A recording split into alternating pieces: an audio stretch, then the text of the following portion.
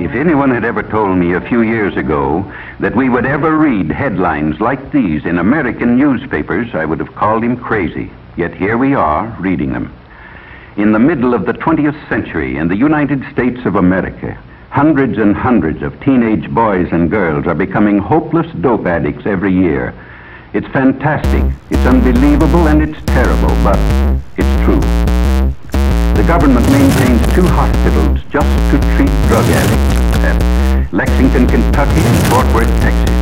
It used to be a rare thing for a juvenile to be admitted, but look at these recent figures. And remember, these are only confirmed addicts who have come to the attention of federal authorities. How many others are still only occasional users of marijuana or heroin, morphine, or in some cases sleeping pills? It's pretty hard to estimate. But there's one sure thing. Nobody is going to stay an occasional user very long. This is one game nobody beats.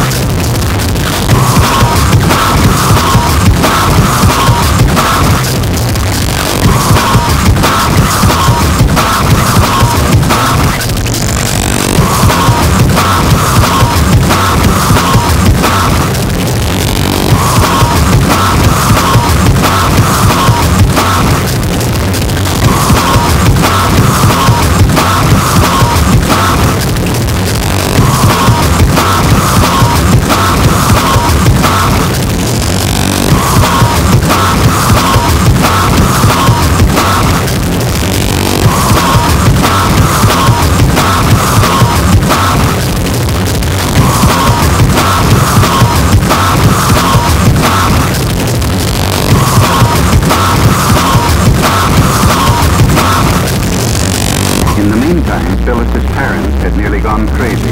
They hadn't seen or heard from their daughter in months. Mr. Howard checked every newspaper story that might by any remote chance have to do with Phyllis.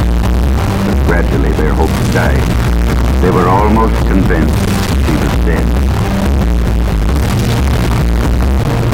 But I wasn't dead. I tried once to kick off the habit, but I was too far gone.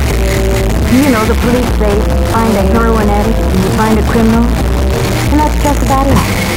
If you're hooked bad, it costs about $30 a day for each. Boys get the money by stealing or swiping car parts. Maybe by hold-up. Girls pick up streetwalking or do what I did. Become peddlers themselves. When Chuck went to jail, I used his contacts and peddled dope myself. Sure, I knew it was wrong, but when you're hooked, you can't help yourself. They got me eventually, just like they did Chuck. And when I was arrested, I was almost ready. I told them I wanted it. I wanted to try and kick it off. It was hard. 5 days, and I didn't care whether I lived or not. It feels like the skin is being torn right off, and then you ache all over you can't breathe. Your nose bleeds, you have a high fever, and then you can't walk, and then you wake up.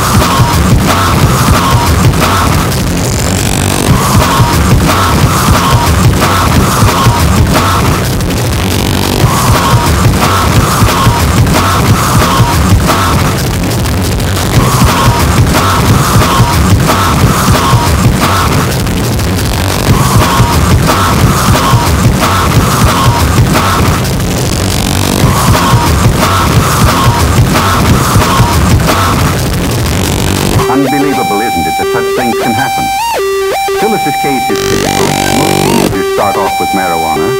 Then they decide to see if heroin has any kick. It does. Sometimes it only takes a few days to find out they can't leave it alone.